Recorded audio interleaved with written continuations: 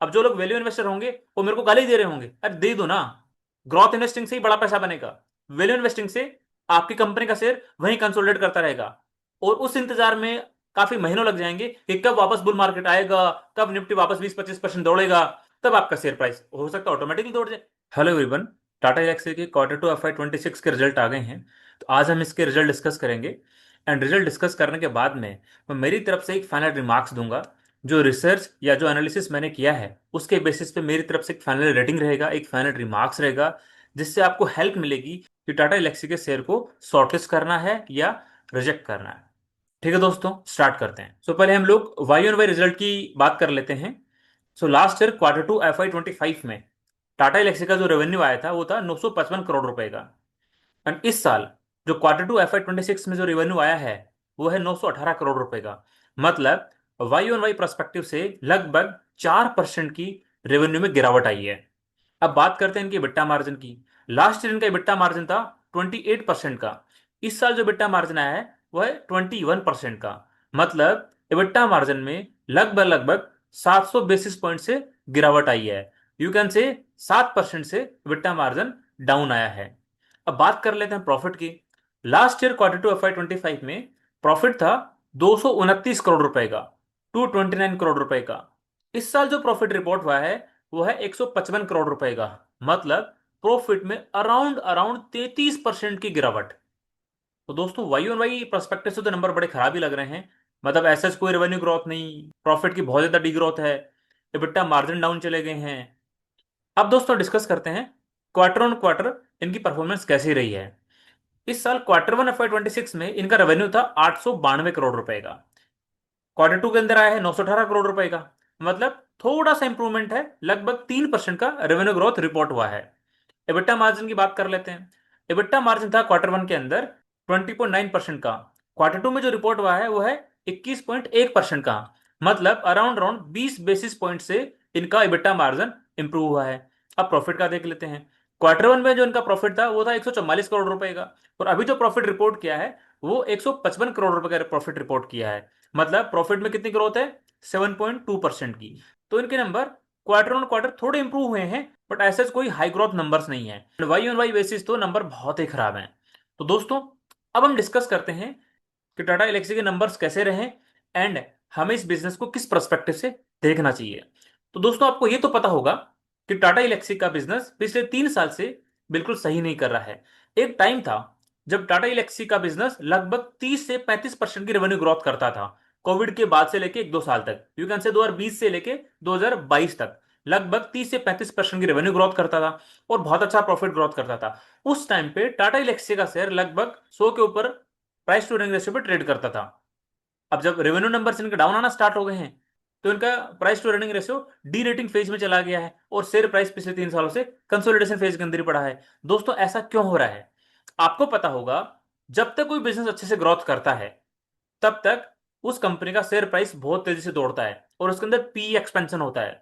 And जब उस company का शेयर एक high price to earning ratio पे चला जाता है और उसके बाद में यदि रेवेन्यू की ग्रोथ नहीं होती है, प्रॉफिट की ग्रोथ नहीं होती है, तो उस कंपनी के शेयर का पी रेशियो कॉन्ट्रैक्ट होना स्टार्ट कर देता है। मतलब पी रेशियो गिरना स्टार्ट कर देता है। तो मतलब एक तो प्रॉफिट में डाउनफॉल है, उसके बाद पी रेशियो और गिर रहा है, इसका मतलब उसका शेयर प्राइस तो ज्यादा फॉल करेगा।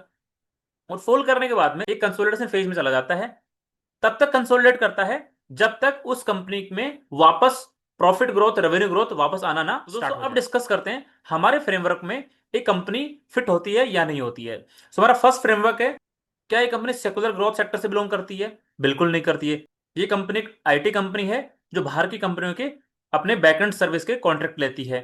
एंड दोस्तों आपने देखा होगा, जब से फेडरल बैंक ने रेट डाउन नहीं किया है तब से यूएसए के अंदर बहुत सारी आईटी कंपनीज ने, बहुत सारी कंपनीज ने जिनको अपने आईटी का वर्क इनहेंस करना था, जिनको अपने आईटी सॉफ्टवेयर सिस्टम को बहुत स्ट्रांग बनाना था, उन लोगों ने उस पर खर्चा करना कम कर दिया है। बिकॉज वहां पे इंटरेस्ट रेट बहुत हाई है तो वो लोन नहीं लेते हैं बैंकों से, और जो डिस्क्रिशनरी स्पेंडिंग्स हैं वो नहीं करते हैं।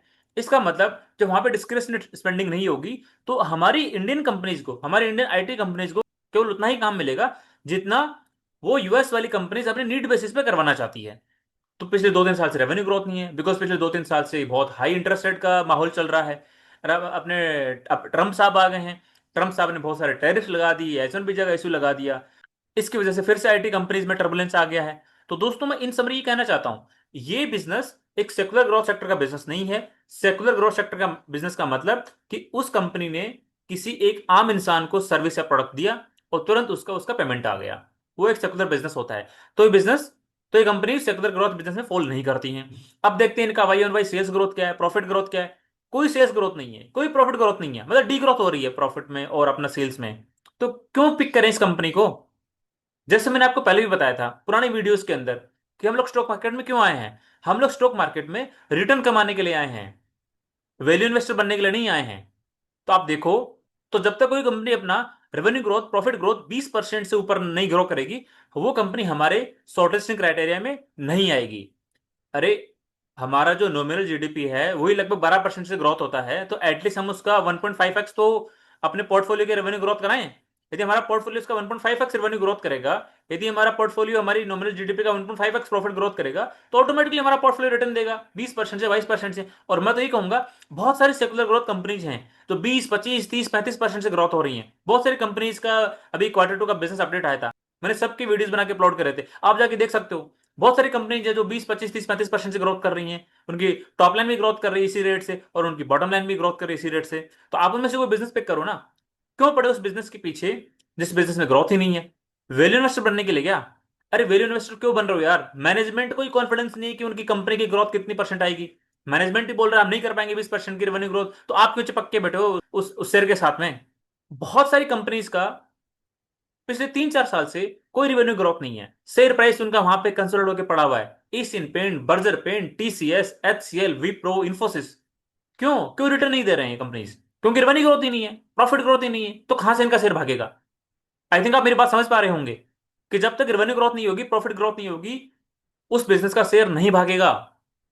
Because share price is a outcome of profit growth for that business. तो आई थिंक आप समझ गए होंगे कि किसी कंपनी का प्रॉफिट ग्रोथ होना क्यों जरूरी है उस शेयर प्राइस को आगे दौड़ने के लिए।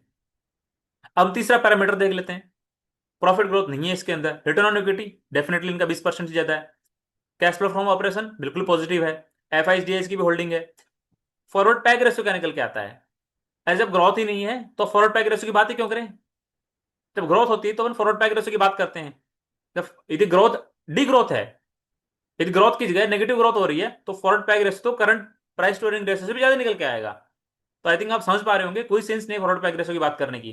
तो दोस्तों इन समरी, ये जो हमारे बेसिक पैरामीटर्स हैं जिनके बेसिस पे हम किसी बिजनेस को जज करते हैं, उन्हीं फॉलो करा टाटा एलेक्सी। अब जो लोग वैल्यू इन्वेस्टर होंगे वो मेरे को गाली दे रहे होंगे, अरे दे दो ना, ग्रोथ इन्वेस्टिंग से ही बड़ा पैसा बनेगा। वैल्यू इन्वेस्टिंग से आपकी कंपनी का शेयर वहीं कंसोलिडेट करता रहेगा, और उस इंतजार में काफी महीनों लग जाएंगे कि कब वापस बुल मार्केट आएगा, कब निफ्टी वापस 20-25% दौड़ेगा, तब आपका शेयर प्राइस हो सकता है ऑटोमेटिकली दौड़ जाए। अरे उस टाइम पे तो कोई भी स्टॉक होगा वो 20-25% दौड़ जाएगा जब बुल मार्केट आएगा तो। बट जो ग्रोथ बिजनेसेस होंगे, उनके शेयर्स बहुत ज्यादा तेजी से दौड़ेंगे। तो मैं कहना चाहता हूं, आप ग्रोथ बिजनेस पे कन्वर्ट हो जाओ। वैल्यू इन्वेस्टिंग के पीछे कब तक भागोगे मेरे को नहीं पता है, बट ग्रोथ इन्वेस्टिंग के अंदर आप ये देखो, जो बिजनेस आज सबसे अच्छा कर रहा है, जो बिजनेस आज परफॉर्म कर रहा है, उसके शेयर पे आपने बैट लगाया है, उसका शेयर आपने खरीदा है, और वो बिजनेस जब तक अच्छा ग्रोथ करता रहेगा तब तक आपका शेयर प्राइस आपको रिवॉर्ड करता जाएगा। और जिस दिन वो बिजनेस अच्छे परफॉर्म करना बंद कर जाए, उस दिन हम लोग वहां से अपना एग्जिट कर लेंगे और कोई नया बिजनेस ढूंढ लेंगे जो अच्छे से ग्रोथ करो, और वहां पे हमारा कैपिटल शिफ्ट कर देंगे। तो नए बिजनेस में हम शिफ्ट हो जाएंगे जहां पे अच्छी ग्रोथ हो रही होगी। तो दोस्तों आई थिंक आप मेरी बात समझ गए होंगे कि आपको क्या करना चाहिए। एंड दोस्तों, आज की वीडियो में इतना ही।